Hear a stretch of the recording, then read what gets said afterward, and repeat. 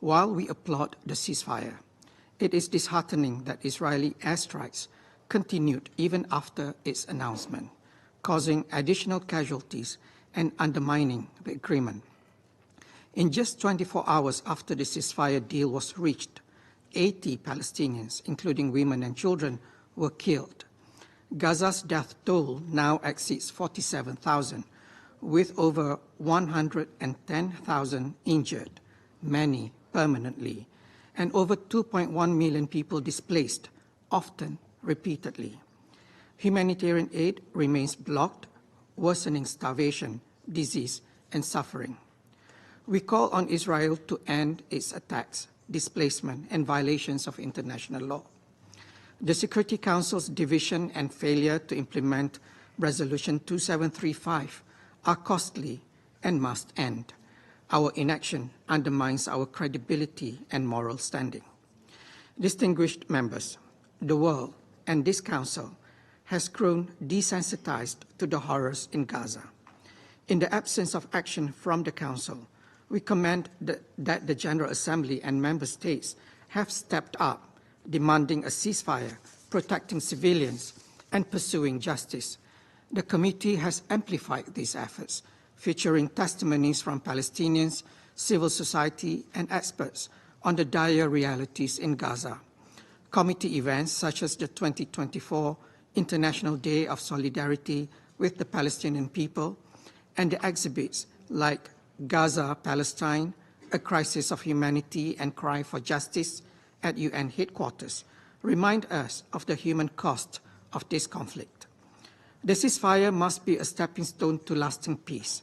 Israel's actions in Gaza pose a threat to international peace and security and are persistent violations of humanitarian and human rights law. We urge the Security Council to ensure that the ceasefire holds, prevent further atrocities, and set a path toward recovery and peace. We call on the Council to play its part in advancing a political horizon for the question of Palestine, based on the two-state solution and UN resolutions. We commend the General Assembly's adoption of Resolution ES 10/24, demanding Israel's withdrawal from occupied Palestinian territory within a year, and urging member states to cease importing settlement products and supplying arms used in the OPT. Accountability for war crimes and crimes against humanity is critical, and we stress the need for enforcement at national and international levels.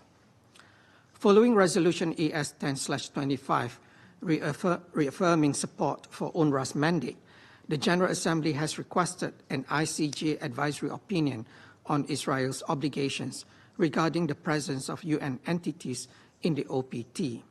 We are confident the ICJ will reaffirm the vital role of UNRWA and other UN bodies. The Security Council must also support these mandates and reject efforts to undermine UNRWA's critical work. Denying Palestinian rights is a death sentence for the people of Gaza. Distinguished members, immediate and unhindered humanitarian access is essential. UNRWA's role is indispensable in delivering aid and crucial life-saving services at the scale required. The ceasefire offers an opportunity to rebuild and heal, but only if the international community provides unwavering support. The committee will continue to engage member states, regional organizations, parliamentarians, civil society, and UN bodies to advocate for Palestinian rights and ensure adherence to the ceasefire agreement and the achievement of just and lasting peace. We urge all member states to support the Palestinian government in leading the recovery process in Gaza.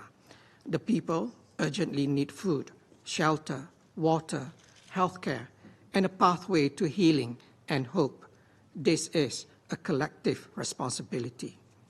Our efforts continue to be driven by the Palestinian people's right to self-determination and freedom in an independent state of Palestine, with East Jerusalem as its capital, living in peace with its neighbors. A just resolution for Palestinians remains vital, in line with international law and long-standing UN resolutions that demand implementation. Let us unite in this noble cause for justice, peace, and human dignity. Thank you.